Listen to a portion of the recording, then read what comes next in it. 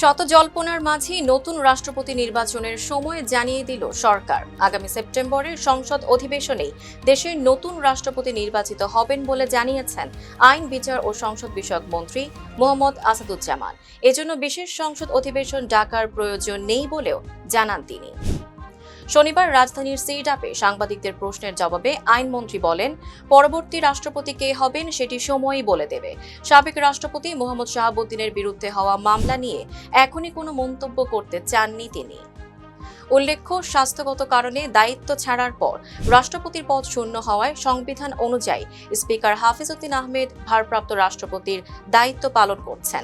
সংবিধানের বিধান অনুযায়ী রাষ্ট্রপতির পদ শূন্য হওয়ার 90 দিনের মধ্যে জাতীয় সংসদের মাধ্যমে নতুন রাষ্ট্রপতি নির্বাচন সম্পন্ন করার বাধ্যবাধকতা রয়েছে। Tanjima Nowrin, face the people.